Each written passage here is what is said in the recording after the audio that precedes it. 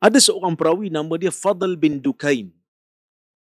Fadl bin Dukain adalah seorang perawi yang berkredibiliti. Dia ni hebat lah. Memang seorang perawi yang jagoh lah kita kata. Dia jagoh dalam hadis. Cuma, lama kelamaan dia menjadi tua. Dalam ilmu hadis ada bab yang dipanggil sebagai ikhtilat. Ikhtilat ni maksud dia, ikhtilat dalam ilmu hadis beza dengan ikhtilat dalam ilmu dakwah. Ilmu dakwah, ikhtilat ni percampuran lelaki dan perempuan. Dating-dating, itu ikhtilat. Tapi dalam ilmu hadis, ikhtilat bermaksud seorang perawi yang sampai pada tahap nyanyuk. Seorang yang sampai pada tahap nyanyuk. Dah tua kan? Riwayat-riwayat tu akan bercanggah-canggah dalam kepala dia. Jadi Fadl bin Dukain ni, dia dah tua. Imam Ahmad dengan Yahya bin Ma'in nak pergi semak. Dia ni ingat ke tak ingat lagi? Jadi sebelum dia orang pergi jumpa dengan Fadl bin Dukain, dia pergi jumpa dengan khadam dia dulu. Zaman dulu, buku bukan seal macam zaman sekarang. Sekarang buku seal. Buku, dia gam. Zaman dulu dia lembaran-lembaran. Helaian-helaian saja, dia tak ada seal tepi. Perawi ni ada dua jenis. Yang meriwayatkan hadis ni ada dua jenis. Satu dipanggil sebagai dhabtus sadar, satu dipanggil sebagai dhabtul kitab. Ada perawi yang menghafal dalam dadanya. Macam mana cara dia dengar, macam itulah cara dia sampaikan. Perawi yang thiqah, perawi yang credibility, mempunyai ingatan yang kuat, dia akan hafal. Dan zaman dulu banyak perawi yang buta huruf. Jadi dia akan gunakan kemampuan hafalan dia yang begitu hebat. Sebab itu Zuhri kata, aku kalau masuk pasar aku akan tutup telinga. Bimbang kalau orang mencarut di pasar, orang cakap benda tak elok di pasar akan masuk dalam telinga aku, masuk dalam jiwa aku, tak boleh lupa dah. Itu hebatnya perawi-perawi zaman dulu. Tapi ada yang dhabtul kitab, ada yang tak hafal. Tapi mereka catat dalam kitab dan mereka jaga kitab mereka. Fadl bin Dukain, dia ada kitab dan dia juga hafal riwayat dia. Dia jumpa khadam dulu. Khadam jaga kitab. Dia kata, kau pergi ambil buku Tok Syekh tu. Pergi ambil riwayat-riwayat dia. Jadi khadam dia pun ambil. Dipujuk dia ambil.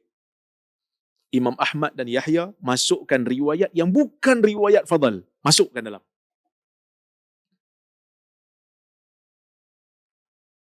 Lepas tu dia orang pun pergi, kata pergi simpan. Dia orang jumpa dengan Fadl. Assalamualaikum Tok Guru. Kami datang nak dengar hadis. Boleh tak Tok Guru bacakan kepada kami hadis? Jadi Fadl pun pergi panggil khadam dia. Khadam, ambil buku. Bila ambil buku, dia baca lah. Jadi Imam Ahmad dengan Yahya dah masukkan hadis yang bukan hadis dia dalam tu. Nak tengok, dia ingat ke tak ingat?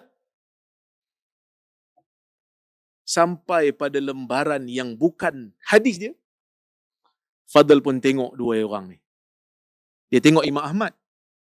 Dia tengok Yahya. Dua-dua ni ulama hadis, tuan-tuan. Imam Ahmad bin Hanbal tuan-tuan kenal lah kan? Pengasas mazhab Hanbali. Yahya bin Ma'in ni pun tokoh hebat. Sehingga ada pandangan ulama kata, perawi yang Yahya tak kenal, maka biasanya dhaif. Hebat Yahya ni. Fadl bin Dukain tengok Imam Ahmad. Dia kata, dia ni baik. Dia tak buat kerja ni. Dia tengok Yahya, dia kata, kau punya kerja kan? Pergi masukkan hadis. Dia terajangnya Yahya bin Ma'in, jatuh daripada tempat duduk dia.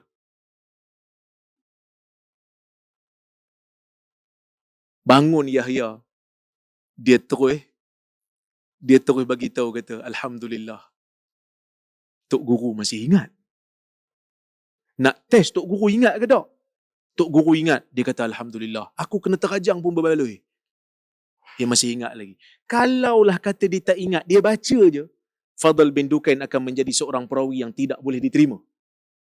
Dia panggil apa? Yaqbalu talqin. Seorang yang menerima talqin. Bukan talqin kat kubur tu. Dalam ilmu hadis, talqin ni maksudnya orang yang terima riwayat yang bukan riwayat dia sebab dia tak ingat.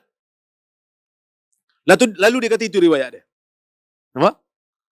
Begitu hebatnya. Sebab itu, Sufyan Ats-Tsauri kata apa? Sufyan Ats-Tsauri, dia kata, Al-malaika hurrasus sama wa ahlul hadis hurrasul ard. Malaikat penjaga wahyu di langit. Kerana malaikat jaga Lauh Mahfuz.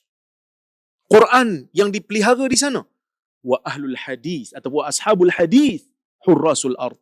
Manakala ahli hadis ialah penjaga wahyu di bumi. Kerana dia menjaga hadis Nabi sallallahu alaihi wasallam, Nabi di bumi. Ya, Nabi di bumi. Maka sebab itu kerja ahli hadis ni, dia jaga riwayat. Dia jaga wahyu yang berada di bumi, iaitulah hadis Nabi sallallahu alaihi wasallam. Sebab tu perawi-perawi hadis ni mereka kritik perawi-perawi hadis ni. Ada orang tak boleh terima, ada orang kata tak habis-habis nak mengumpat, tak habis-habis nak mengumpat. Kan? Sebab itu ulama hadis kata apa? Ta'al naghtab fillah. Mari duduk bersama kami, kita mengumpat kerana Allah. Daripada kita bergosip pasal artis, kita mengumpat kerana Allah. Mengumpat yang dibenarkan untuk menjaga agama Allah.